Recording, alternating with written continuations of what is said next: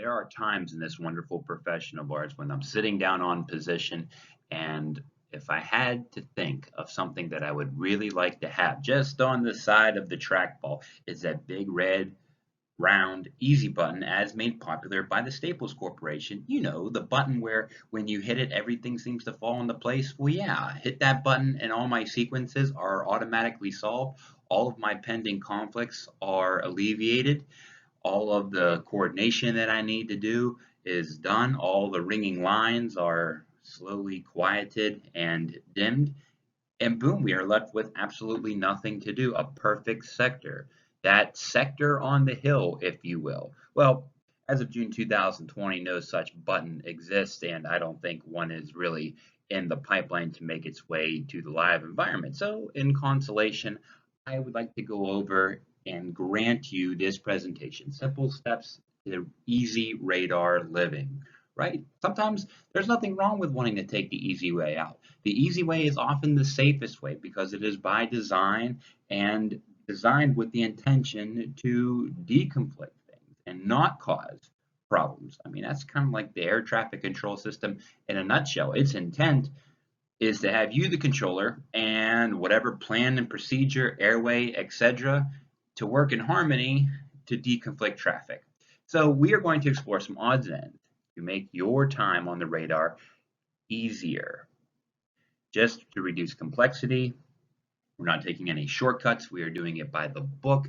But the idea that if we know what to expect when we give certain clearances and do certain items, and we know that it's going to be an easy outcome, or if it's not easy, we at least know that we have to follow through and do X, Y, Z, and A, B, C to make everything perfect and keep everybody in the know, well, then that easiness factor, if you will continue to rise for you. So more on that in the bulleted list. Steve here, thank you for spending time with me this wonderful day. You have a beautiful picture of El Yunque and a wonderful bridge as you make your way eastbound in the island of Puerto Rico on a bike ride. Yes, very nice. Easy living there, Easy Rider like if you've ever seen that movie. So without further ado, much excited. Let's get to that bulleted list and let's go over some key concepts for today's presentation.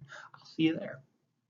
Look, as promised, there actually is a bulleted list today. There's no tricks. We actually have one. Helpful pointers is the name, and a little bit of foreshadowing is the game, because we are going to become a pro at the point out game. Now, we have spent many hours through these videos, inside these videos, looking at Chapter 5 in detail, the transfer of radar identification. That is true, we have. But we have not localized the example to show you the proper keystrokes, what to enter into the MicroERTz keyboard, what you will see on the display to know that you completed a point out. So we are able to wrap that into this presentation to make it relevant, so you will see that. Using direct to your advantage, we kind of hit on this in the title slide. Sometimes when you give a direct clearance, when you accommodate a direct request, it will require a point out with a fellow SAM1 sector in a decombined configuration. That's very true. We will be looking at examples today, namely in the south sectors, sectors 2 and 8, because those are the sectors where you will see these examples come up in radar scenarios if you are waiting on your radar class, or if you're going upstairs and you are training in the 2 and 8 environment. We will be looking at how, when an aircraft is given direct, if these common direct requests will require a point out. So just interesting stuff. Heads up, remember, trying to keep things easy for you, knowing what to expect, because from a position of preparedness, things are a lot easier. We will not be examining how our airspace structure has the sectors, airways up against it, and how airways, just by their virtue of them existing and the way it lines up with the sectors, will cause a point out. We'll cover those examples maybe in another presentation. Accommodate requests, providing service. So that kind of ties into not withholding a direct clearance if you're able to do so. Not withholding it because you're afraid, oh, is this going to cause a point out that I may not be aware of yet? Am I not projecting as to how this aircraft will fly this direct, projecting it, scanning for it, looking out in advance on what the trajectory is now that you give in direct. So just understanding and trying to look at, hey, using this to my advantage is good. It keeps everybody happy. It keeps the frequency kind of quiet because everybody is doing what they want, resuming their own navigation, etc., etc. So without further ado, let's get to a sector and let's see some of these examples. So I'll see you there. Ready, set, jets, go. Let's do it. If you've watched our videos in the past or have been watching the channel in relative consistent fashion, you should know that no Ready, Set, Heavy jet presentation is ever complete without an example being illustrated in the northwest corner of Sector 8 at San Juan Center. So here we are to satisfy that kind of unofficial requirement of the presentations. Because it's true, the northwest corner of Sector 8 here at San Juan Center is very complex. You have a mixture of aircraft types. You have two islands, the island of Puerto Rico and the island of Hispaniola, so the Dominican Republic, in close proximity to each other. Aircraft in various stages of flight, climbing conditions, descending conditions, and multiple airways and immediate intersection of those airways lie within this area that we have presented to you. It's not the entirety of Sector 8, it is just this northwest corner. Most of Sector 8's complexity either takes place in this northwest corner or the southeast corner by GC and ANATA. Everywhere else, it's big sky theory and the aircraft are not in conflict. But these two areas make it tricky. So it presents us with today's first example. We have King Air 722 Charlie Charlie. King Air looking like they're on Amber 636, and they break the silence with November 2 Charlie Charlie requesting direct Malku. November 2 Charlie Charlie, clear direct Malku. You give that almost impulsively without thought, which is fine. We want you to do that. The traffic right now, if you looked at it and you were sitting down, there's absolutely no traffic for you, or excuse me, there's no traffic to preclude you from giving direct to that aircraft. And you can do it almost impulsively, but you should always remember one of the fundamental aspects that we always teach people is know where you are sending these aircraft. Are you aware where Malku's at? We don't have the flight progress strip in front of us, but this aircraft is a consistent customer of the San Juan airspace. So hence a localized example through and through. But Malku happens to be and happens to serve as the initial approach fix for the RNAV runway 9er into Isla Grande Airport. And as you see, this aircraft, if left to their own devices without giving direct, is on Amber 636 Borinquen, route 2 to, say, Boca or Pueblo, direct Isla Grande. But giving Malku and changing that route of flight only by a few degrees, right? Malku, even though it's not to scale, is roughly around this area. As you see, this dotted line is the extension of the Class Delta surface area at Isla Grande Airport. Malku is just about right there, just slightly southwest of the airport. And changing that course is going to take this King Air really close to the Sector 6 boundary. And when we are split off, this is going to require a point out to Sector 6. You see how it will ride the boundary and impede upon the boundary of Sector 6, necessitating a point out.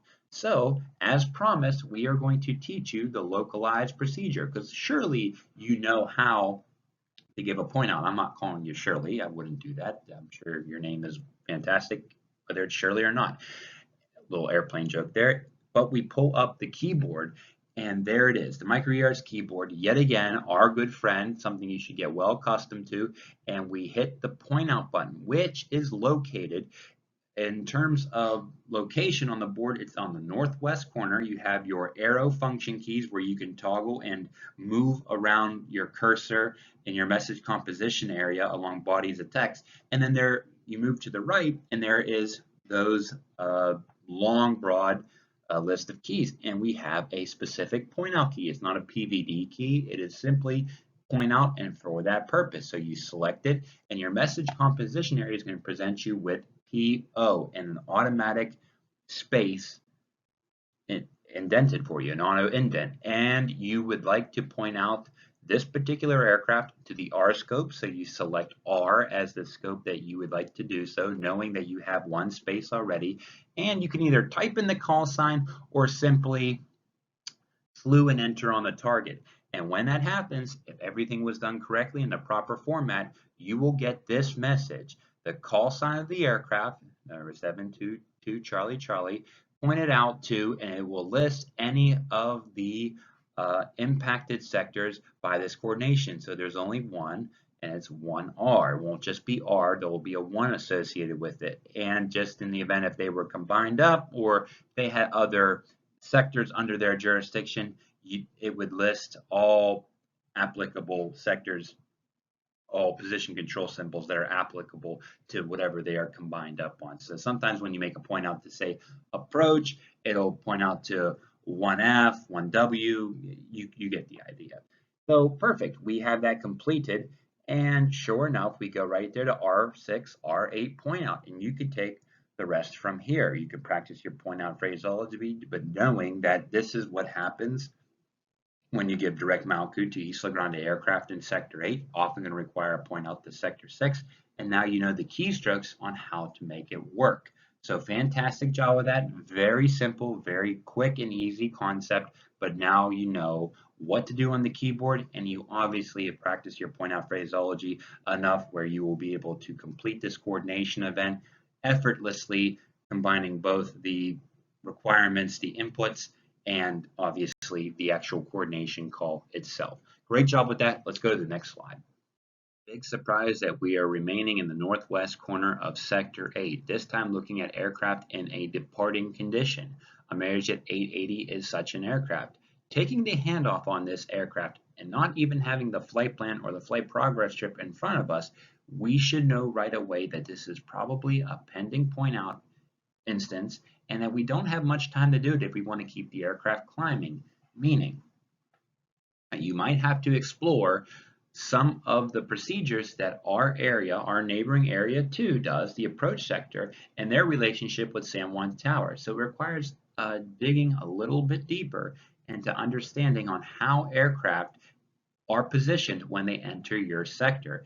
So, with that being said, you took the handoff on Amerijet 880, and looks like they are in a westbound turn. They're obviously talking to you, and they're obviously going west or southbound, because if they're going northwestbound, they'd be talking to Sector 6. So this aircraft is in a weird position that you may not be immediately expecting it to be in, but they are turning on a on course. And when I say that, most of the time, it's dealing with your Borinquen Route 2 departures, or your Route 2 Borinquen departures, excuse me, where they can go off and go to Amber 636, they can go to Blue 520, and they can go Red 763 or Lima 452. Or they are going to be going southbound. So like I said, let's dig a little bit deeper, go down that rabbit hole, and see what is the deal with the relationship of Area 2 or the approach, San Juan approach, and San Juan Tower. Taken from the San Juan Tower and San Juan CRAP letter of agreement, initial routing from the San Juan 180 radial clockwise to the San Juan 340 radial for turbojets heading 350.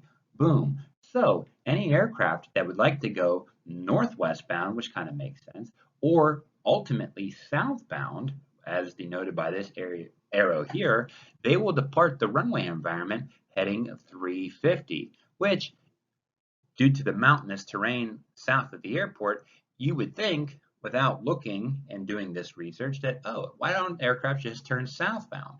Well, because of the mountains. So any aircraft that desires to go west or south, they will be going north and looping around the airport, gaining altitude, then proceeding on course. Now, sometimes that turn is elongated, as denoted by these W's here. Now, we don't know who these aircraft are, but chances are they're Route 6 arrivals. These arrivals were going over the Beano Gate, and they're being vectored to the final approach courses for runways 8 and 10 at San Juan. So, approach has to not only make sure that this aircraft is deconflicted prior to the frequency change and the handoff over these aircraft, which the way they'll deconflict is making sure that these aircraft are higher and have altitude separation between these descending aircraft. So sometimes that turn is prolonged and they have to fly a relatively large arc to get up and over that traffic and then to turn on course to there. But your intentions is to climb this aircraft above 10,000 feet. You want to keep this aircraft climbing, and approach wants you to too, because they want to continue making these altitude swaps happen if they had more aircraft coming down the pike, southeastbound on Route 6. So immediately your impulse should be, okay, this aircraft is going either southbound or westbound and will require a point out if I would like to continue to climb this aircraft, because that climb is going to impede upon the vertical boundary of Sector 6. So keep that in mind. Also, to keep in mind that this aircraft can also be on the Gambo departure. Now, the arrows have kind of covered it up, but not the important parts. If you look at the headings off the runway, you'll see that eventually that approach or departure, in this instance, will receive the aircraft on a 350 heading. And if you follow the descriptions, you'll understand that eventually, when that aircraft is clear of all the traffic arriving San Juan from the south, from the northwest on Route 6, your Beano guys, and maybe even your Sailor guys, that they have to get over them too. So looking over here, they have to get them over the Sailor guys as well. You'll understand that that 350 heading will eventually turn into proceeding direct Gambo to join the departure procedure. So understand that if you want to keep these aircraft climbing, and heavy Boeing 767s like to climb, you should immediately point out this aircraft to Sector 6, climbing to the desired altitude, because they will be in Sector 6 for, I wouldn't say a considerable amount of time, but enough time to be precarious because of this aircraft's altitude right there in a climbing condition just departed. And depending on how that arcing turn worked out, they might get in the way of some of the San Juan arrivals crossing Beano at 11. So this is a point out that you would like to get done immediately and make sure everybody knows, i.e. Sector 6 knows of your intentions because of your Gambos and your Route 2 departures. Very interesting stuff. It's an automatic point out for you to consider. Amerijet does it. Avianca does it going to Scapa and the Gamba. Your Copas will do it when they want to go to direct Sato or direct Maya. Any San Juan area traffic that wants to go southbound or westbound will often, almost 100% of the time, depending on what approach sequence is, they will need a point out because they have to avoid their inbound traffic arriving over Beano and Sailor and making its way to you. Interesting point. Lots of arrows there. Something to consider. Automatic point out. And if you would like to, you can practice what you would do now, the keystrokes and the phraseology for Sector 6. Awesome. Have a great time with that. I'll see you at the next slide.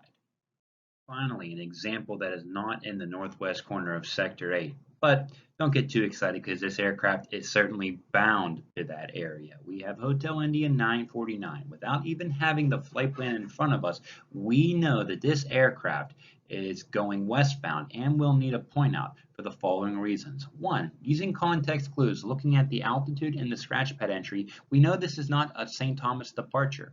We know that St. Thomas departures going any direction because of, yet again, mountainous terrain on the island of St. Thomas, will fly the Palco 7 departure and go over Palco. And from Palco, they can join Route 6 to San Juan and join any of the procedures, right? Direct to Coney for standard departure routing there, or go San Juan Route 2 and go westbound. This aircraft is not that example. More than likely, this aircraft is a Beef Island departure. They're heading direct Antex, and Beef Island departures, they will depart to the north.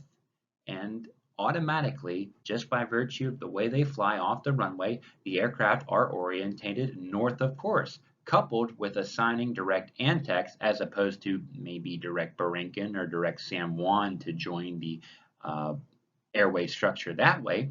We see that this aircraft is a perfect candidate for a point out to Sector 6. Now, the boundary is, in this example, the video map boundary kind of stops at the boundary between Sector 6 and approach, right around here. But if you were to just visualize for the sake of this particular example, your video map at work will obviously have this boundary drawn out a little more distinctively, and knowing that Sector 6 does cut across the north part of the departure complex at San Juan Airport. So this aircraft is riding the boundary, and we do not have a lot of time to make this point out.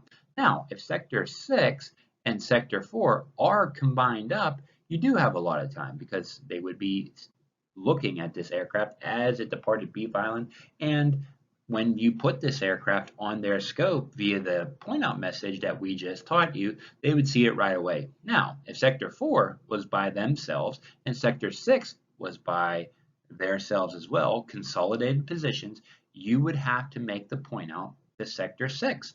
And you would have to wait until this aircraft is in a good spot within the range of Sector 6's scope. Now, depending upon their settings, right, their settings, the way they set up their sector, would determine when they can see Hotel India 949. But at this position, Sector 6 would probably universally, just about everybody's settings would be looking at this area because it's close enough to the San Juan area where they're watching their Yankee 290 Beano guys going to San Juan and their St. Thomas guys on Yankee 290 as well. So this is actually a great position for you to make that point out call. And if you'd like to practice it, feel free to. It's actually a great opportunity for you to practice your input message on the microERS keyboard and practice your handoff, your point out phraseology, which is awesome. But just know Beef Island departures going westbound will probably require a point out if they are proceeding direct to a boundary fix. If they were going direct KTOC, that's almost automatic. It's the opposite of our first example with the King Air. But going Antex, they're going to get pretty close to that boundary as well along those points that I just highlighted there. So a point out is a foregone conclusion, if you will, an eventuality that must be reconciled. So great job with that. Let's go to our last example today, and we shall get really excited about doing that. Here we are in Sector 2, a very interesting area indeed, and an example that we have covered in videos in the past, most notably the Pilot Applied Visual Separation video. So this should not be a foreign concept to you. We have Route 2 departures here, Wiggins 8112 and Seabreeze 403. We have what looks to be, and more than likely, a St. Thomas departure just off the deck, still talking to departure, and a handoff that we took on American 1391 on the Palco 7. So let's see how this scenario runs out. Seabreeze 403 requests direct Modex. Okay. Wiggins 8112 requests direct Dandy. And San Juan Center, American 1391 climbing to 10,000 on the Palco 7. Perfect. This situation here illustrates why it is in the best interest to use direct to your advantage and to use a little bit of patience whenever you consider granting those requests. As you know, and we will show you here, look at that visual right there, a nice sky vector cutout of what Route 2 departures look like. San Juan, there's Route 2, and then they go to St. Thomas, and then from there, they go onwards to St. Croix. Now, we certainly cannot blame them for requesting a shortcut because they will fly this Navaid-inspired airway and add some track mileage, where they're slant Gulf and able to go direct. They would love to cut that corner, go to Dandy and Modex respectively. But you can see that the Palco 7, let's bring that up. The Palco 7 is very easy and not awfully complex. They depart St. Thomas and they go direct Palco. And from Palco, they join Route 6 and they join whatever preferential high altitude or high en route airway route structure, most notably Route 6 to San Juan Oconee, and they join Yankee 308, which is probably American 1391's intention.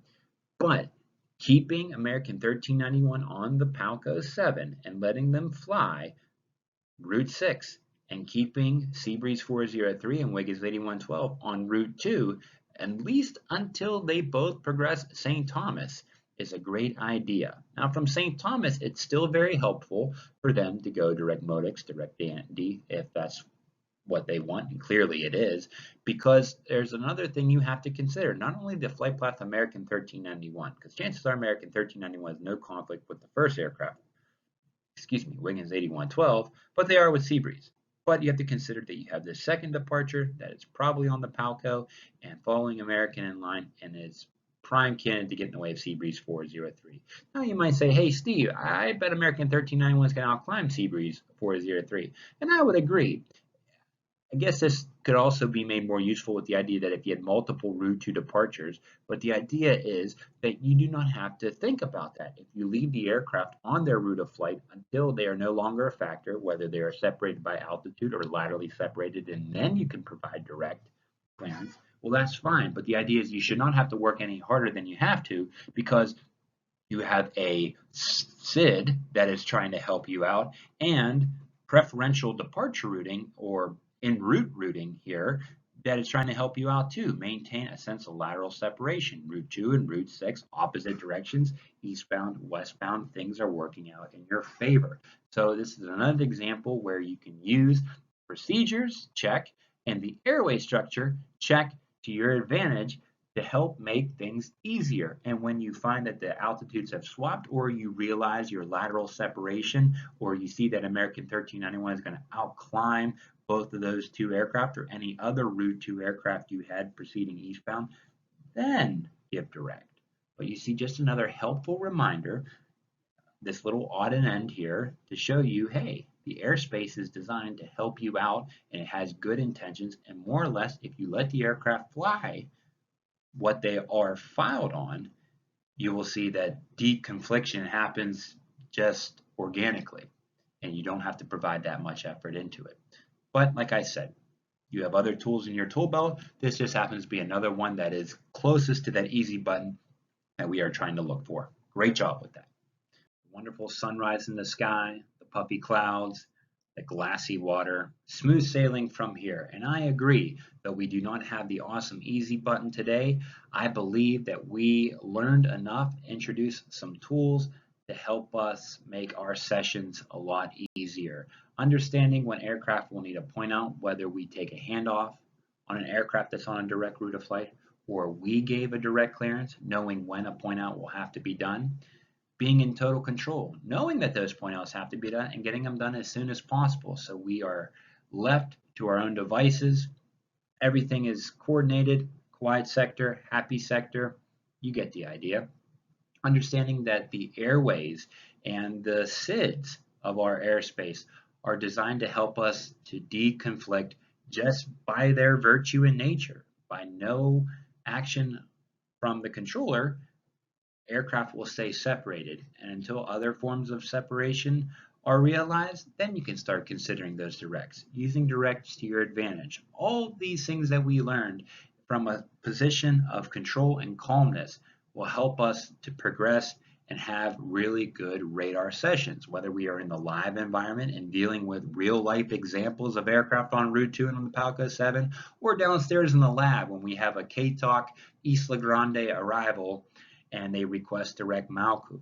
We will be prepared to deal with these requests in a way that promotes safety, obviously efficiency, but as you know, we focused on the easiness today. Now, easiness is not being lazy. Easiness is being smart in the clearances you give and understanding of the structure of the airways and how it's designed to help you, and the structures of projecting the clearances that you give. So it comes full circle. So don't look at it as being lazy. Just look at it as today, that relaxing, smooth sailing. Picture yourself on a sailboat there on the horizon, and that is where you want to be. Prepared to take on work, but none more than you have to. So that's today's presentation in a nutshell. Really appreciate the time that we spend together. Always appreciate you stopping by and talking shop. It is absolutely fun. I know that you will excel well in this concept if you are going upstairs to the live environment, or if you're making your way downstairs for the radar class. You will see these situations occur, and I'm sure you'll be able to negotiate them with relative ease. Steve here, wishing you nothing but the best. Hope you're having a fantastic day. May your attitude be just like your separation, positive, and I will see you next time. Take care now.